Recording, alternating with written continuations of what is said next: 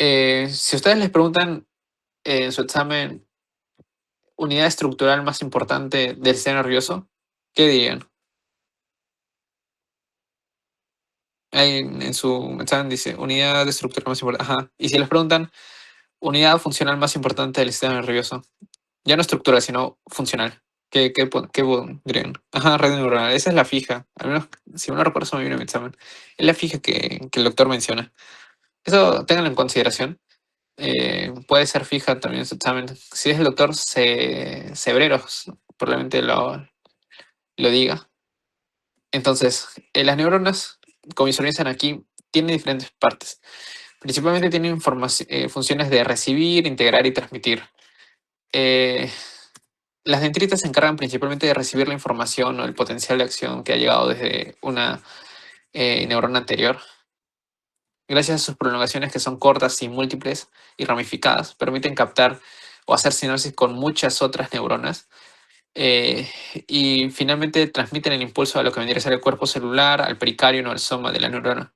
Como visualizan aquí, algo importante es que la mayoría de las organelas se encuentran en el soma, mientras que a nivel del axón no hay de por sí alguna organela relevante.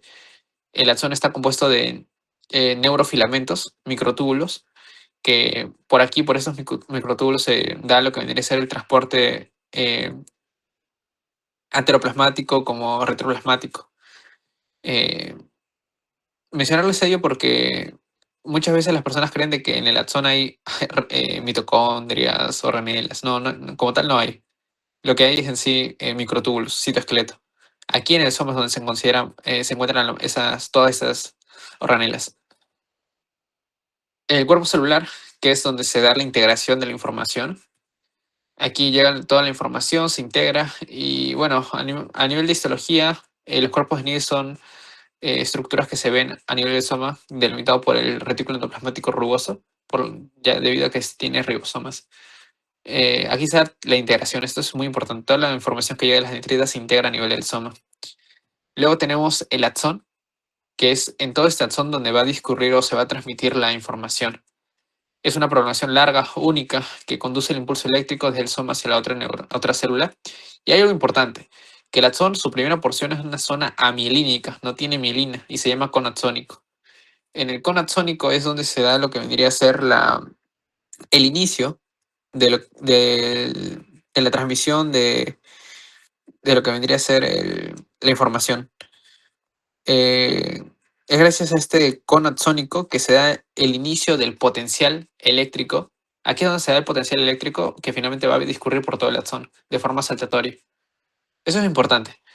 Eh, entonces, la información se recibe por las dendritas, se integra a nivel del cuerpo celular y a nivel del axón, no en el cuerpo celular, sino en el axón, en el cono axónico específicamente, es donde se da la generación del potencial de acción y su posterior propagación. Luego, el terminal sináptico son todas estas ramificaciones que también se llama telenderón. Y aquí se da la sinapsis. En los terminales presinápticos, en todas estas zonas de aquí, hay algunas vesículas con, en este caso, neurotransmisores. Estas vesículas se liberan por exocitosis y se liberan ya sea acetilcolina, en GABA y demás. Ahora, nosotros podemos clasificar a las neuronas de distintas formas en base a su proyección axonal, o en otras palabras, hacia dónde proyectan sus axones. Supongamos, si una neurona proyecta su información desde, yo qué sé, una zona periférica hasta finalmente el tronco encefálico, o sea, un largo recorrido, se van a llamar neuronas de proyección.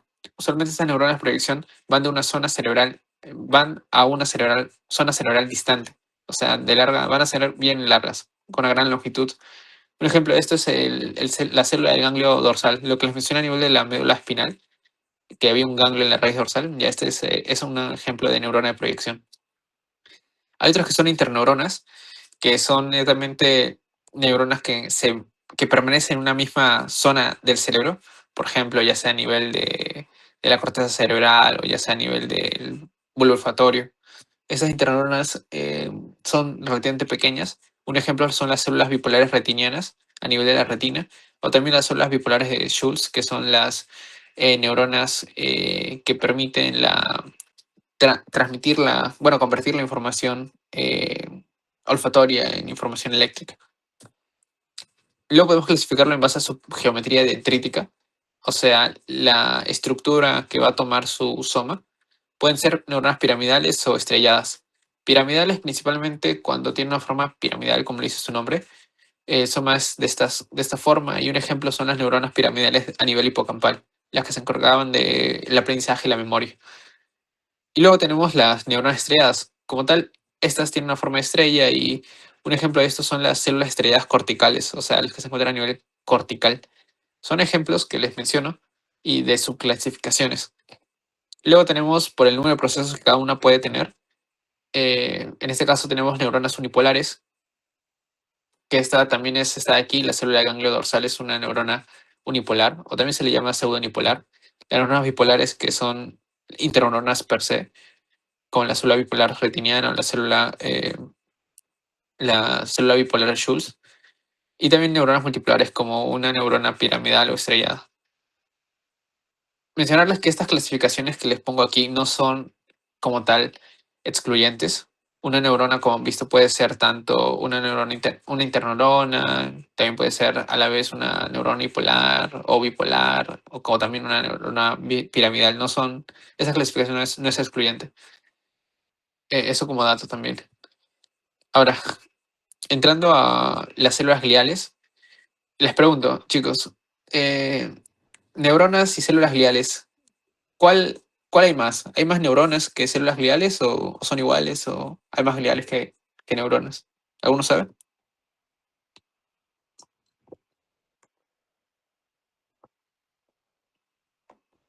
Ya, Aslin piensa.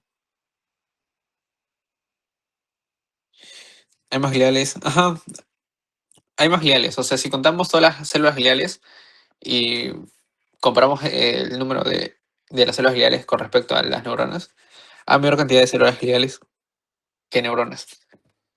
Las células gliales son células que se encargan de. No son neuronas, no transmiten no transmiten potencial eléctrico, no transmiten información. Lo que van a hacer son generar soporte, tener un efecto inmunomodulador, nutrir o proteger de algunos cambios tóxico-metabólicos a las neuronas. Estas células gliales en sí son como los supports de las neuronas. Aquí tenemos, por ejemplo, los oligodendrocitos, que ya lo habrán visto en academia. Los oligodendrocitos tienen la característica de mielinizar finalmente a las neuronas. Cuando visualizan este oligodendrocito, está mielinizando a una neurona y a otra neurona. Los oligodendrocitos se encuentran a nivel del sistema nervioso central, y a diferencia de la célula de Schwann, estos pueden mielinizar a más axones, no solo a uno. En cambio, las células de Schwann se encuentran a nivel del sistema nervioso periférico y solamente mielinizan un axón. O sea, no mielinizan varios. Es una diferencia entre oligodendrocitos y células de Schwann. Aquí, por ejemplo, tenemos un axón, y aquí tenemos mielina, mielina, mielina, mielina, mielina. Cuando se da el impulso eléctrico, gracias a esta mielina producida por estos oligodendrocitos o células de Schwann, se da este, este impulso saltatorio a través de los nodos de Rambier, debido a que la mielina funciona como un aislante eléctrico. Entonces el potencial de acción viaja, viaja, viaja, viaja. La despolarización viaja, viaja, viaja de manera saltatoria. Y eso es importante para que la información vaya de una forma mucho más rápida y se puedan dar reacciones instantáneas ante algunos estímulos aversivos. El astorcito, que es esta estructura de aquí, como visualizan, se encuentra principalmente interconectada con los vasos sanguíneos. El astrocito lo que va a permitir es formar la barrera hematoencefálica. Esta barrera hematoencefálica impide de que algunas sustancias tóxicas puedan difundir rápidamente a la parte del sistema nervioso. Los astrocitos, con sus podocitos, eh, cubren el vaso sanguíneo, impidiendo que, por ejemplo, el alcohol, sustancias tóxicas, algunos fármacos discurran de manera rápida. Esta barrera hematoencefálica es muy importante. También hay otras barreras, no solamente hematoencefálica. Van a ver de que en embriología van a escuchar de barrera hematotesticular y demás. O sea, hay diferentes barreras que se pueden encontrar. Pero a nivel de las células gliales, los astrocitos se encargan de esta barrera hematoencefálica. También regulan el potasio y algunos neurotransmisores y principalmente nutren a las neuronas. Los microgliocitos son células ya inmunitarias, la microglía también se le llama, y se encargan netamente de eh, fagocitar algunos desechos y patógenos que se encuentran a nivel del sistema nervioso. Mencionarles que la microglía tiene un origen embriológico distinto que los oligodendrocitos, células Schwann y astrocitos. Eso como dato. Ahí lo pueden revisar. Y bueno, esas son las principales células gliales. Lo que les mencionaba, las células gliales son más numerosas que las neuronas, aquí está, y no transmiten impulsos eléctricos, no tienen esa capacidad, no son excitables. Son más numerosas que las neuronas porque estas mismas permiten, por ejemplo, si visualizan aquí, por una neurona hay un astrocito, hay un oligodendrocito, hay una microglía, ¿no es? Y hay más astrocitos que tratan de nutrirla, o sea, por una sola neurona hay mucho más células gliales. Lo que vendría a ser la sinapsis, mencionarles de que la sinapsis es un proceso en el cual vamos a necesitar un neurotransmisor, ya sea excitatorio, principalmente excitatorio como la acetilcolina. Vamos a usar un terminal presináptico y un terminal postsináptico. Y se va a dar a través de una dendritura sináptica. ¿Qué es lo que ocurre? Va a llegar una despolarización a través del terminal presináptico. Imaginemos que acá está el axón y va llegando el impulso eléctrico. Va saltando, saltando, hasta llegar al terminal presináptico. Cuando llega a esta zona de aquí, lo va a hacer a través de lo que vendría a ser canales de sodio. Se van a abrir canales de sodio y el sodio va a comenzar a ingresar. Ingresa sodio, sigue ingresando sodio. O sea, el sodio que estaba aquí afuera ingresa, ingresa, gracias a esta corriente de despolarización. Y es justamente al final del axón, o sea, en la parte terminal, que hay un canal que se llama canal de calcio dependiente de voltaje. Como le dice su nombre, es un canal que depende de voltaje. Como está llegando a la despolarización y finalmente el voltaje aquí está cambiando, se está haciendo más positivo acá adentro y afuera negativo. Gracias a ese cambio de voltaje, este canal dependiente de voltaje se abre y como es un canal de calcio dependiente de voltaje, lo que hace es que el calcio ingrese. Cuando ingresa el calcio van a ver de que usualmente lo que ocurre es a un efecto fisiológico, en este caso a nivel del terminal presináptico que ocurre gracias a la entrada de calcio. Las vesículas que yo les mencionaba a nivel del terminal presináptico se almacenan vesículas. Estas vesículas se van a liberar mediante exocitosis. Se libera mediante exocitosis y estos circulitos aquí de naranja son neurotransmisores, acetilcolina. Esta acetilcolina, ¿qué es lo que va a hacer? Va a viajar a través de la neurona sináptica y va a llegar al terminal postsináptico y se une a su receptor. En este caso, esto es un receptor nicotínico y se va a aperturar. Se apertura gracias al cambio conformacional que hubo en este receptor ionotrópico o un receptor canal iónico. Y finalmente lo que va a hacer es que el sodio ingrese. Ingresa y continúa la despolarización a través del terminal postsináptico.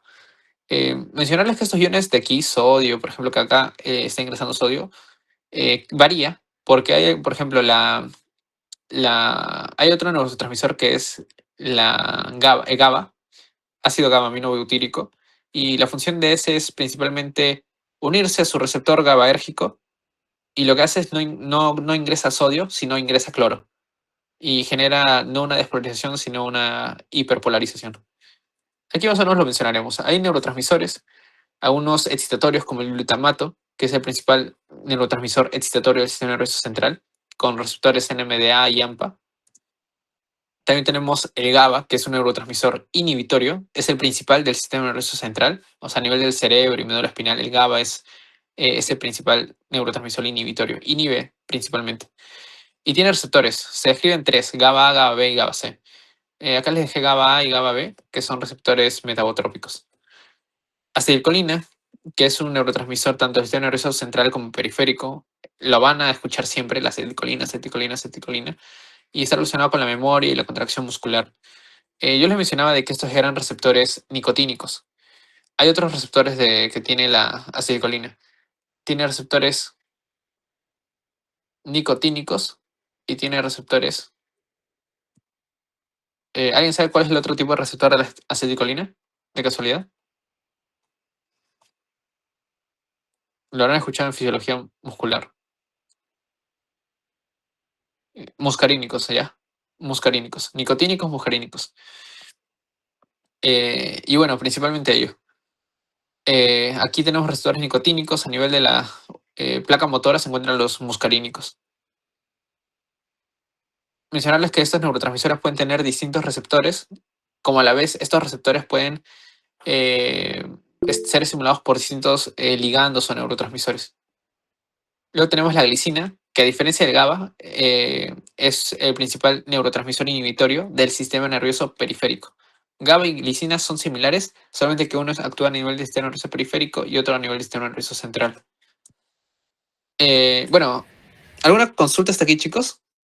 Sí, Aslin. Sí, una consulta referente a lo que dijiste de los receptores nicotina y el otro, el, ¿cómo se llama? ¿Muscatírico? Muscarínicos. Muscarínico. O sea, o sea, cuál es si los dos son receptores de acetilcolina, ¿cuál es la diferencia entre ellos? O sea, ¿qué es la diferencia? Ya. Por un lado es el efecto. O sea, los nicotínicos y los muscarínicos, por un lado, mira, varía la ubicación y el efecto, principalmente. Ambos responden a acetilcolina y los nicotínicos son receptores, se describen, eh, son, allá, los nicotínicos son canales iónicos. Como visualizas aquí, es un canal iónico, una proteína que se apertura y permite el ingreso de sodio. Es un canal iónico. Mientras que los mujerínicos son receptores acoplados, acoplados a proteína G. Creo que biología han llevado biología, creo, química, biología molecular, creo. Sí, Ahí les sí. mencionaron que hay diferentes receptores, ionotrópicos o canales iónicos, metabotrópicos o acoplados a proteína G. Los nicotínicos son canales iónicos, los mujerínicos son acoplados a proteína G. Y los mujerínicos hay varios. Hay, por ejemplo, GI, GQ, principalmente GI y GQ. Y tienen efectos más que todo en otros órganos.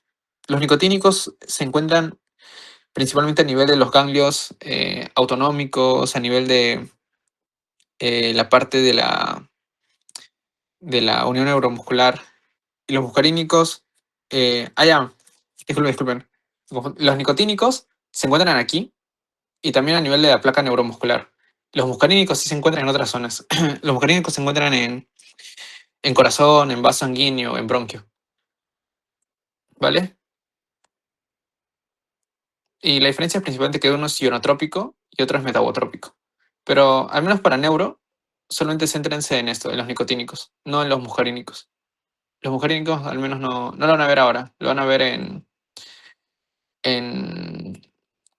¿cómo se llama? Bueno, para sistema nervioso autónomo sí importa, pero más en fármaco cuando lleven. Acuérdense de nicotínicos en sí. ¿Alguna otra consulta?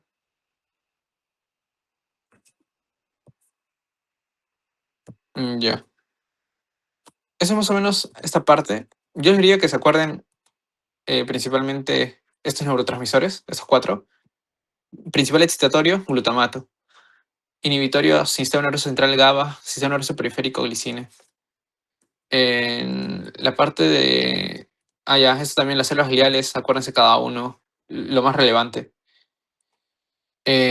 La parte de las partes de la neurona, eso también es importante. Y lo otro que deben tener en consideración es la división en sí del sistema nervioso. Eso creo que es lo más importante. Entonces, eso es por un lado la parte de introducción. Ahora veremos un poco de receptores sensoriales somáticos, percepción y dolor. Esto trataré de hacerlo un poco más rápido. Igual no hay mucha info. Así que, Angie, sí, creo que levantaste la mano. Hola, una consulta. ¿Esos PPTs lo vas a pasar? Ah, sí, sí, sí. Ah, ya, gracias. Ya. En esa parte de... Esa es la otra parte, es un poco más relacionada a receptores sensoriales, un poco de dolor y demás. Igual, si estuvieron en la parte de los introductorios que se hizo en verano, van a ver de que es la PPT casi similar, o creo que hay un poco menos de información. En la parte de sensación somática, principalmente dentro de las generalidades, mencionar de que la sensación bueno, provienen de la parte exterior del cuerpo como la parte interior del cuerpo y toda esa información es traducida e interpretada por el sistema nervioso central, ya sea el tacto, la presión, la vibración, el dolor, cambios en temperatura, cambios en la posición o en el movimiento o en el ángulo de articulación de alguna extremidad. Tenemos la sensación somática estereoceptiva, que como dice su nombre, viene del exterior, toda la información que se capta por la piel y que finalmente va a llegar al tálamo. Principalmente aquí tenemos el tacto fino, la presión, la vibración, temperatura, el dolor cutáneo, ya sea pinchazo o quemazón. Y aquí hay unos mecanorreceptores típicos.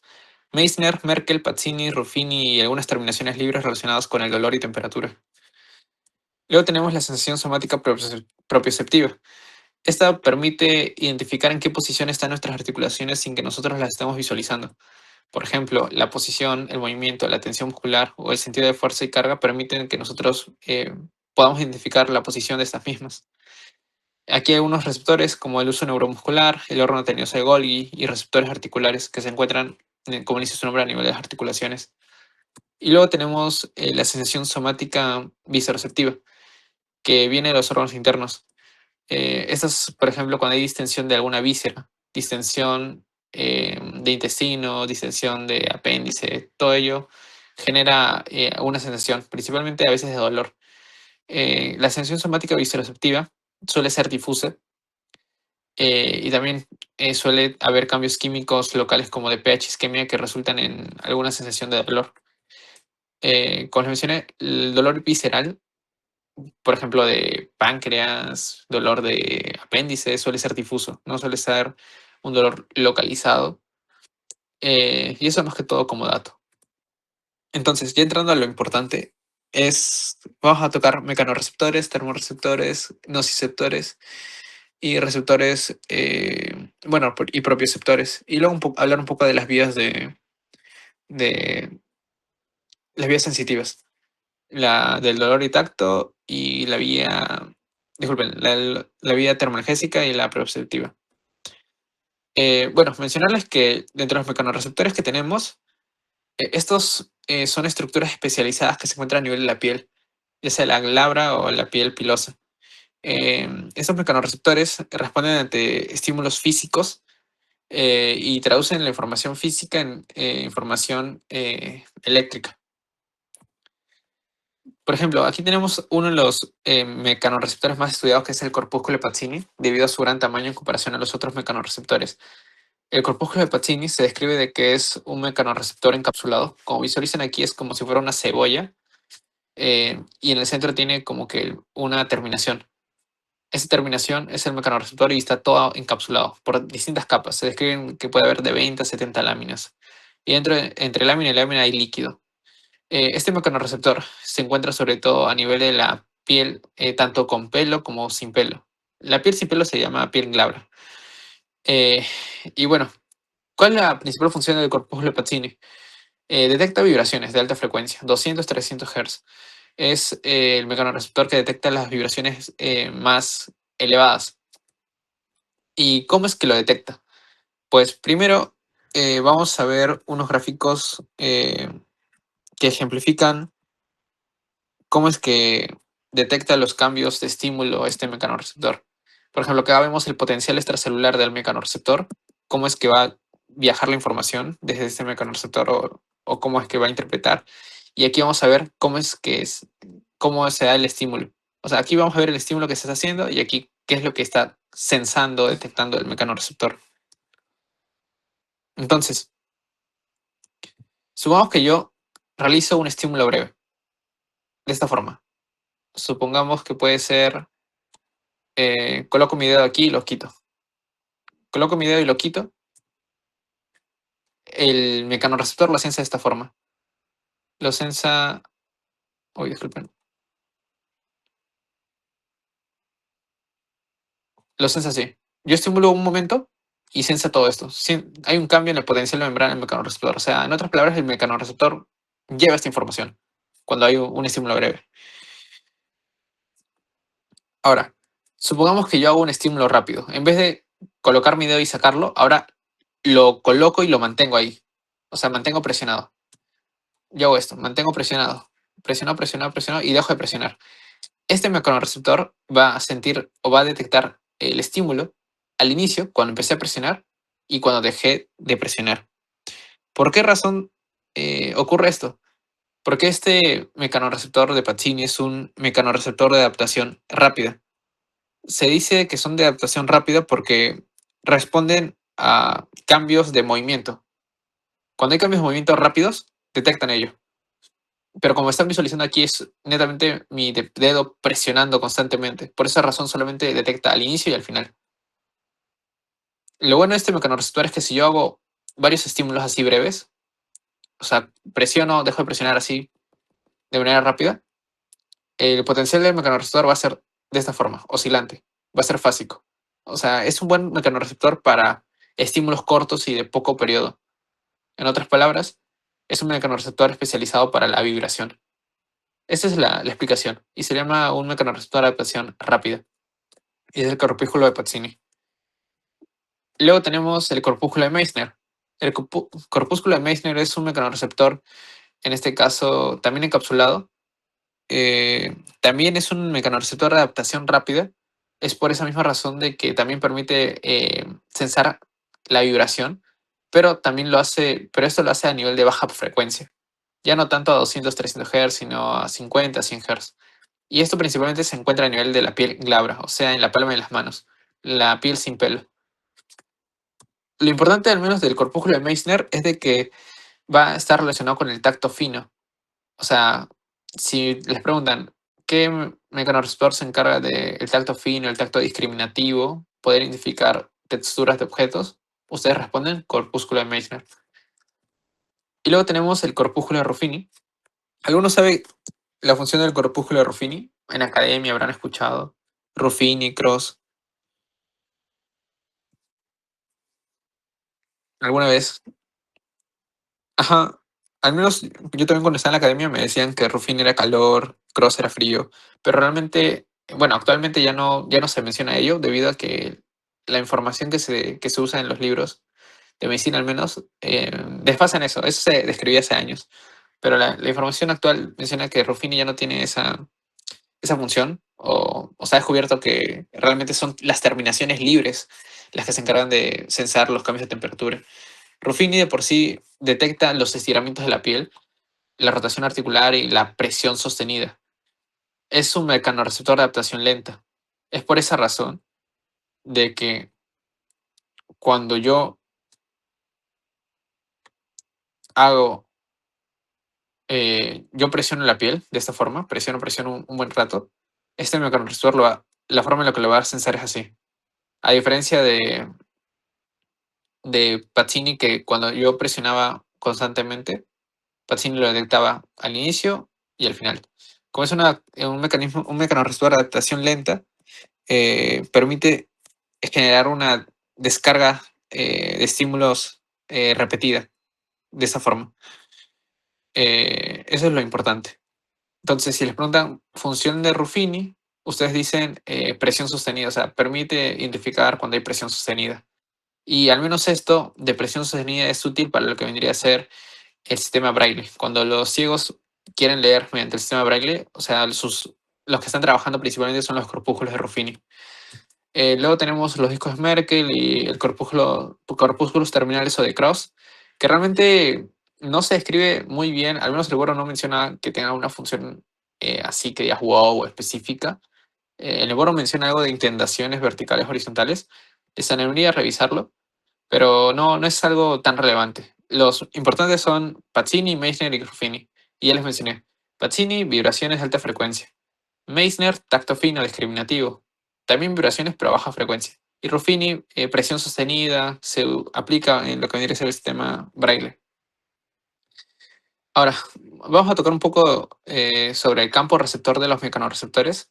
Mencionarles que los mecanorreceptores que tenemos no es que tengan el mismo campo. En otras palabras, este mecanorreceptor, por ejemplo, siente o detecta cambios en toda esta zona del dedo.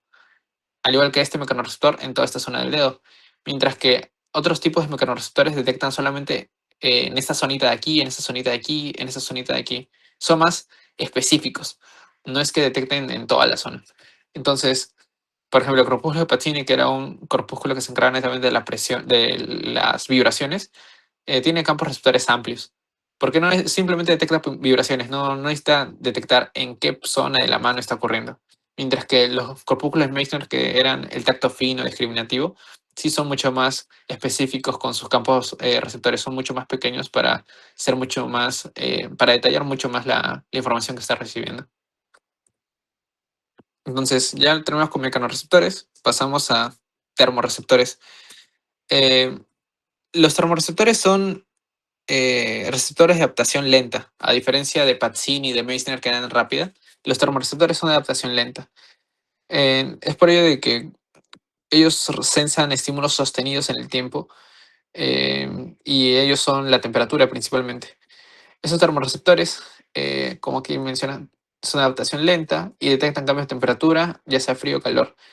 Tenemos termorreceptores al frío. Esos termorreceptores al frío son terminaciones libres.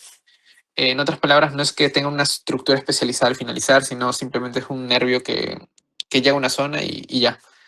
Estos se activan más cuando la piel baja de temperatura y principalmente los termorreceptores fríos con respecto a los del calor son más numerosos y tienen fibras A delta, que son fibras que transportan la información de manera más rápida.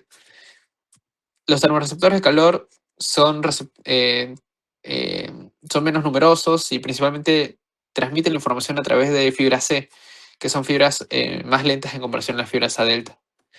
Aquí tenemos más o menos la frecuencia de descarga estable de estos termorreceptores, en otras palabras, las temperaturas bajo las cuales suelen activarse. Y vamos a ver de que los termorreceptores del frío detectan cambios desde 15 hasta 35 grados centígrados, mientras que los termorreceptores o fibras del calor desde los 35 hasta cerca de los 50 grados centígrados. Vemos de que hay zonas en las cuales ambos termorreceptores actúan. No es que hasta cierto punto actúan los de frío y luego los de calor, no. Hay zonas en las cuales ambos generan, bueno, pueden sensar las temperaturas. Algunos rangos útiles que ustedes deben recordar es de que de 10 a 35 grados aproximadamente, los termorreceptores fríos detectan el frío no doloroso, o sea, no van a detectar ningún daño. El calor no doloroso va de 30 a 45 grados. Por encima de esto ya ustedes detectan el estímulo como nocivo. Y esto ya no es detectado por esos termorreceptores, sino más bien por los nociceptores. Eh, mencionarles el frío intenso y el calor intenso. Por debajo de los 10 grados centígrados y por encima de los 45 grados centígrados. Eh, y eso principalmente. ¿Alguna consulta hasta aquí? Algo. Lo que les diría que se acuerdan es que termorreceptores son de adaptación lenta. Los fríos trabajan mediante fibras A delta y los de calor mediante fibras C. Eso es lo más relevante. Y son terminaciones libres. Eso sí, no es que sean estructuras especializadas. Los nociceptores también son terminaciones libres. Eso sí lo habrán visto en la academia. Y son y permiten el sensaje ya sea de cambios mecánicos, bueno, estímulos mecánicos, estímulos térmicos, químicos, o también se describen multimodales. Cuando los receptores sensan cambios mecánicos, en otras palabras, pinchazos, una presión muy intensa o estiramientos excesivos de la piel, son los receptores mecánicos. Los térmicos detectan el calor y el frío doloroso.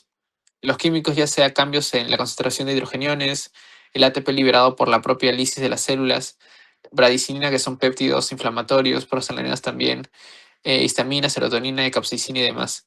Multimodales son aquellos receptores que no solamente detectan un estímulo, ya sea mecánico, térmico o químico, sino que detectan varios de estos a la vez.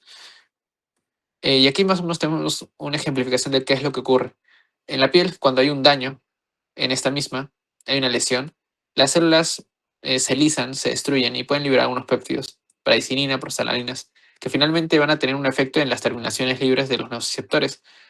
Van a llegar a lo que vendría a ser el axón nociceptivo y por un lado pueden estimular a nivel de lo que vendría a ser el terminal del axón nociceptivo la liberación de sustancia P, que es una sustancia en este caso vasodilatadora. Vasodilata la arteria para que llegue mayor sangre a la zona dañada. Por otro lado, hay otras estructuras que tienen efectos a nivel de otras células inmunitarias. Por ejemplo, la liberación de histamina desde los mastocitos. Es más o menos todo lo que ocurre a nivel de los nociceptores, todos los diferentes cambios químicos que se dan. Bueno, describir fibras A delta y fibras C, ya les mencioné lo más importante. Es la velocidad con la cual discurre la información. A delta son rápidas, veloces y sirven para transmitir la información del dolor agudo, mientras que las fibras C son más lentas y se habla de que transmiten el dolor crónico, lo hacen de forma muy difusa. Ahora, receptores de propiocepción. Esta parte de receptores de propiocepción, bueno, estos sirven más que todo para que la propia persona identifique en qué posición está su cuerpo. Es como que es la base para el piloto automático del cuerpo. Tenemos tres que vamos a describir brevemente. El primero es el uso neuromuscular, y al menos lo que ocurre es de que dentro de las fibras musculares esqueléticas tenemos estructuras que van paralelamente. Estas estructuras son los usos neuromusculares y lo que finalmente van a hacer es medir el grado de deformación de la longitud del músculo. Cuando el músculo se contrae, se relaja, la longitud de este mismo varía. Los usos neuromusculares sensan eso mismo y te dice, ah, ya, tu músculo está contraído, tu músculo está relajado, y en base a ello tú puedes poder identificar en qué posición está. También sensan la velocidad con la cual hay este cambio de la longitud, o sea, qué tan rápido se contrae o qué tan rápido se dilata. El horno tenioso del Golgi es principalmente un receptor de propiocepción ubicado en los tendones, y lo que finalmente va a hacer, como visualizan aquí, es sensar el grado de tensión que hay a nivel de este tendón. Si está muy tenso o no, o si es que hay demasiada fuerza, eso es lo que sensa el horno tenioso del Golgi. No es tan complicado memorizar esto. Y luego está los usos, disculpen, los propioceptores articulares, los receptores articulares, que son receptores que se ubican en sí dentro de la articulación. Estos receptores articulares, por ejemplo, a nivel de la articulación de la cadera, permiten saber en qué posición se está movilizando esta misma. Mencionarles que estos receptores de por sí, no es que si pierdo uno ya dejo de perder pierdo la propiocepción completamente, ¿no? Por ejemplo, cuando hay un trasplante de cadera, lo que se hace es barrer a todos los receptores articulares de dicha zona. Sin embargo, una persona puede identificar en qué posición está su cadera sin esos receptores articulares, debido a que aún mantiene receptores neuromusculares y al órgano tenioso de Golgi y los respectivos tendones. Eso como dato. Ahora ya lo último, que son las vías somatosensoriales, que es cómo viaja el dolor, o en sí cómo viaja la información. Tenemos dos vías: la vía de los cordones posteriores, en el cual tenemos receptores. Por ejemplo, en la vía de los cordones posteriores se va a llevar la información del tacto fino, discriminativo, la vibración, la presión y también la propiocepción consciente. Yo les pregunto, a ver si han estado atentos. ¿Qué mecanorreceptor se encarga de el tacto fino, tacto epicrítico, tacto discriminativo? ¿Recuerdan? ¿Cuál era? Si era Pazzini, Meissner o Ruffini. Ya, muy bien, era Meissner. De la vibración, aquí vibración alta frecuencia, Pazzini, ajá. Baja frecuencia, Meissner. De la presión sostenida, ajá, Ruffini. Esto recuerden en sistema Braille en los ciegos.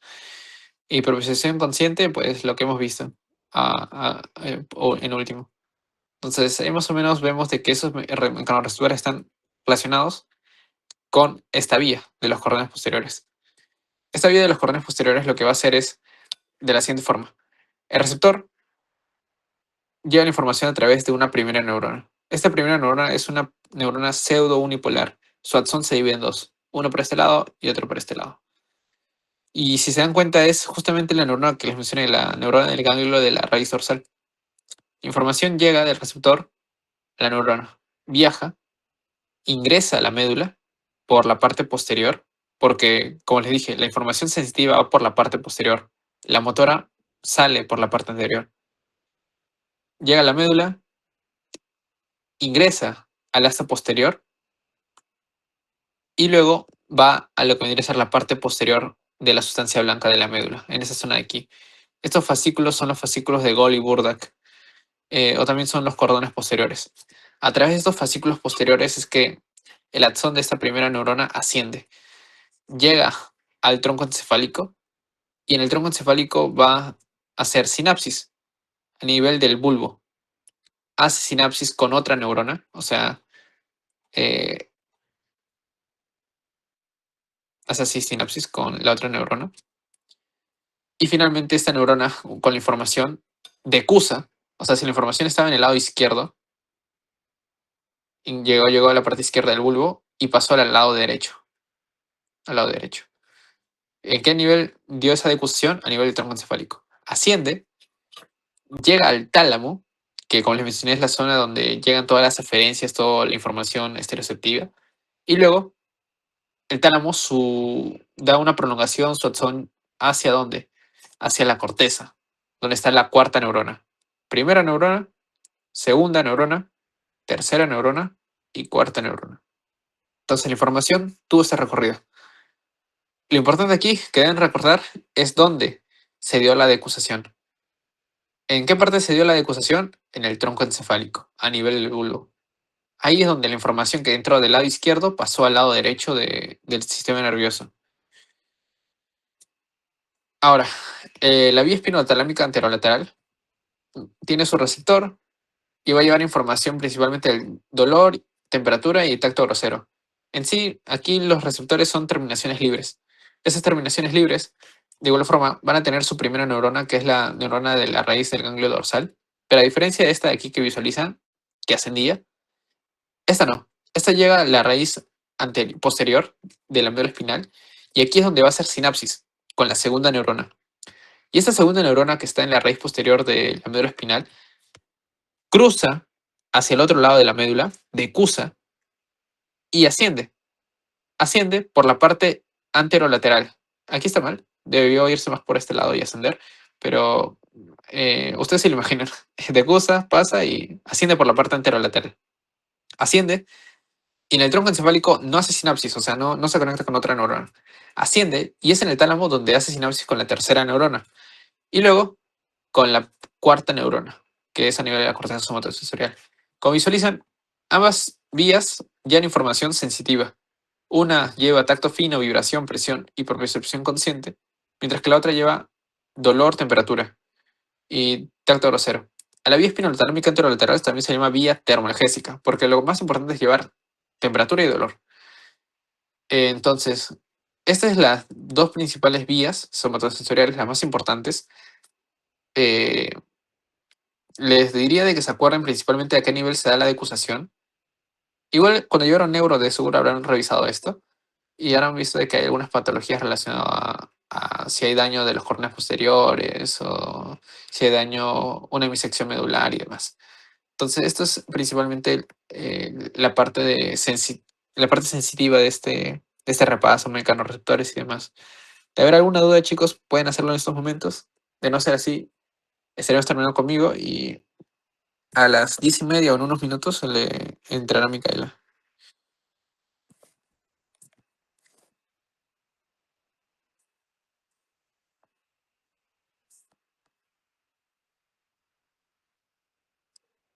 Una consulta, chicos. Este es su primer examen, ¿no? De fisio. ¿O el segundo?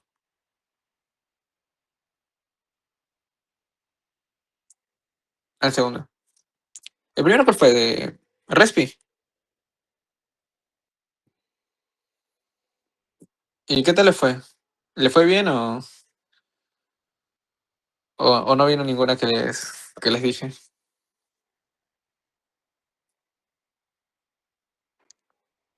Ah, ¿el doctor Saavedra les da su examen o no les da?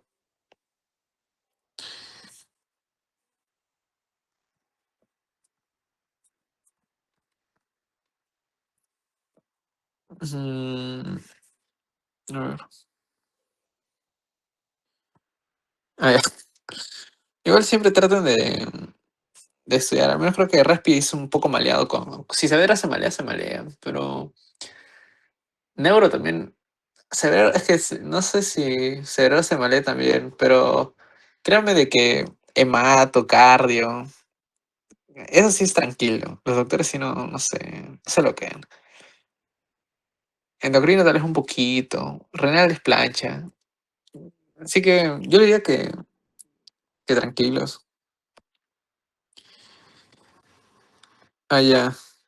O sea, de por sí la sinapsis es, según tengo entendido, es química. O sea, la información llega de manera eléctrica. Si das cuenta, cuando les mencioné, eh, la información llega de manera eléctrica a través del axón. O sea, esto es eléctrico. Despolarización, corriente eléctrica, eléctrica, y se libera un neurotransmisor. Y el neurotransmisor ingresa y ya aquí es a las de información química. O sea, en sí se podría decir que la sinapsis es un proceso electroquímico. No es que sea o químico o iónico. O no sé muy bien a qué te podrías referir. Mm, no sabría ya, Marcos, a qué te refieres exactamente con sinapsis iónica o química. ¿O dónde lo leíste más o menos?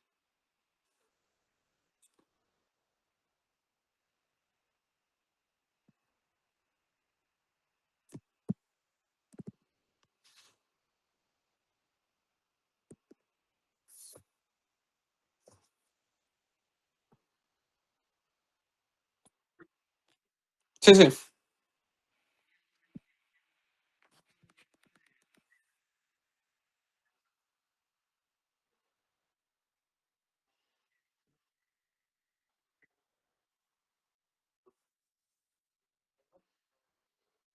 Ujú,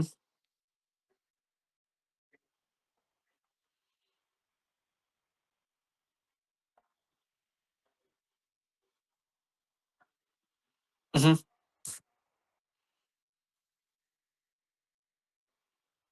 Creo que son. Yo recuerdo más o menos en cardio haber visto un poco de eso, que son no sé, ya llevan cardio todavía. Han llevado neuro y qué más. No, han llevado respi y algo más, creo. Pero al menos en cardio cuando lleguen van a ver de que los miocardiocitos entre sí van a estar unidos de esta forma y van a ver uniones comunicantes o gap junctions, que son canales que permiten de que el calcio se, se movilice de una célula a otra. A eso tal vez te puedes referir de cómo el calcio, porque la información aquí ingresa de manera eléctrica, es como que una sinapsis eléctrica. Pero eso más lo he visto en cardio, no tanto en neuro. En neuro más lo he visto químico. O no sé exactamente a qué se refiere el doctor Sobreros. Eh, ya sí, ¿verdad? Si les dan sus exámenes, por favor, me los mandan, chicos. O si se acuerdan a algo, tienen alguna foto. Más que todo para tener más planchas y hacer banqueos. De igual forma, para el siguiente examen, sí, con más tiempo normal, con más tiempo, porque ahorita justamente como han chocado varias cosas y al menos ahí fallé, lo dejé de lado, me olvidé de avisarles de los repasos. Yo juraba que era todavía otra semana, porque creo que una escuela me dijo que le habían pospuesto su examen. Creo que era la otra. Acá 14 minutos va a llegar Micaela.